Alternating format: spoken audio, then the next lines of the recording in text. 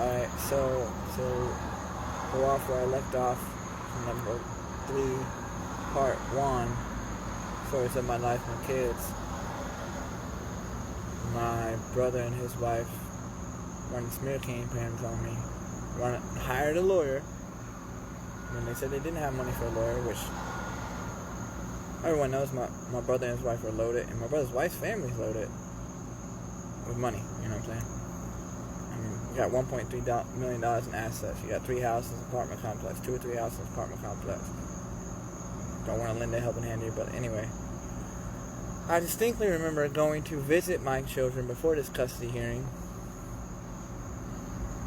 at the zoo where they lined it up for me to visit, and they literally held my son in their arms, trying to act like I was a danger to my kids, trying to get me to, get riled up or something, which I didn't. It took less than 5 minutes, and my oldest son, Levi, realized who I was. He was like, Dad, Dad, Dad, Dad, and he wanted to follow me everywhere. Of course, she did some dope stuff, trying to, rile me up, like taking them away from me, making them walk with her, all sorts of stuff. I distinctly remember her holding them up and watching some animals over the fence, and didn't know what he needed or wanted, watching her hold him, and he's like, and he didn't have a clue what he wanted or needed. I did. I know my son. He didn't even have to talk to me and know what he wants. We got that connection, because I love him, and he loves me. We had a connection. But anyway, and she, I remember her saying, there's some gentle parenting crap or whatever. See, compromise. I'm like, there's no compromise when it comes to my sons. You literally took my sons from me and are acting like I'm a danger to him. That's not even a compromise for one. 2, there's no compromise when it comes to my sons. You're not their mother, and he's not their father. I'm their father. You should play the role as an uncle and aunt and be helping me get on my feet so that they can be with their father, regardless of what my ex or whatever is doing. You know what I mean? But hey, it is what it is, right? And on top of that, saw them again Christmas Eve, even though I'm not really technically supposed to by law, apparently. And I have no supervisor's reputation or nothing. But there's a Christmas Eve party at my grandma's, which we usually have there. And I kid you not, I get there first. I'm waiting about an hour for them to show up with my kids. She walks in the door holding my 3-year-old in her arms, shielding him from looking at me or seeing me sitting there. Waves as if like everything's okay, and proceeds to hold him for like 2 hours straight, keeping him away from me. When she finally does put him down and he starts coming towards me, she's then guarding the door and guarding him as if like I'm going to kidnap my own son or something. On top of that, when she's sitting down feeding him, I go into the room where she's feeding him, and I sit down, and my son was like pointing outside. It's like, oh, you want to go outside? I know. And she's like, he's not going outside. I'm like, because she said it's cold or whatever. Fine, whatever. And I'm like, okay, first of all, you don't tell me what to do. And she's like, yes, I do. I have legal rights. I'm like, wow. So I was like, well, you know what? If that's the case, I'll just sue you for defamation. And then I walked into the living room, and then my son gets very upset, and I'm watching all this go down as she's getting handsy with him, and then starts dragging him, not like too physically harmful, but starts dragging him, like taking him to the back room, and she walks past me, and I'm like, you're lucky you do have legal rights, because that wouldn't be happening right now. And then my brother, who's standing right there, looks at me in the face and says, don't threaten my wife. And I'm like, first of all, I'm not threatening nobody. That's a promise. That wouldn't be happening if she didn't have legal rights. Secondly, that's my son. And he looked, my pops at the time said, what's going on? It's just a kid. And then my brother looks at our pops who's sitting down and says, don't question my parenting. I'm like, I'll question your parenting. I'm the actual dad.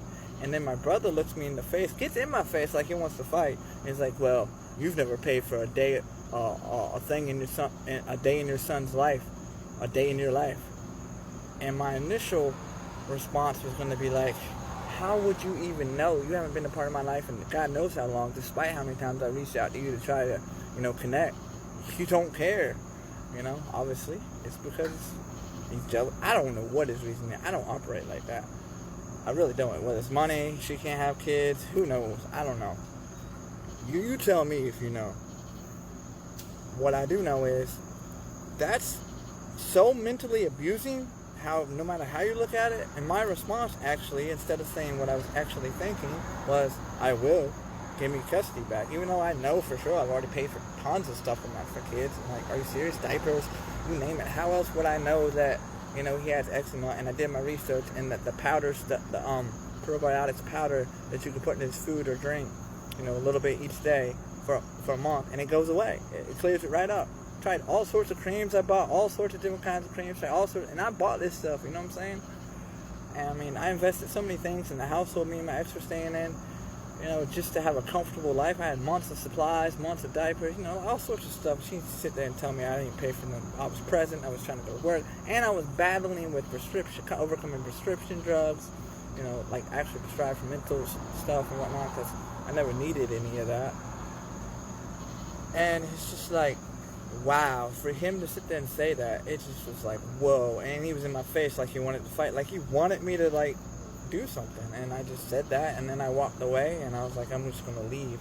And my cousin, mind you, sweethearted cousin Allison, she's like, I know it doesn't seem fair. I'm like, no, I don't have to. And she said, I know you think it's not fair. And I said, no, I don't have to think. I know it's not. But I do appreciate you being so kind. You're probably the highlight of the night. And that's the way family should treat people, with kindness. Not this BS, whatever the heck I was doing there. And I left. I didn't create no more drama, you know what I'm saying, and all that. But anyway, that's just another story that happened. And then, I haven't talked to him since, really, except for when I called him, which you can go to number 1 stories, part 1, 2, and 3, which was earlier today. And it was just, it's ridiculous. And, I've been struggling ever since. When I got out, I had to fend for myself, you know what I'm saying? Like, I eventually, I would get rooms for rent. Well, we're going to go to part 3 for that.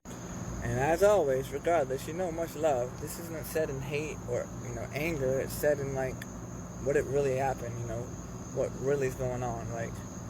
And if y'all have any input or, enlightenment for me to see a different perspective, I'm open to seeing all sides of everything, because I like to speak the truth.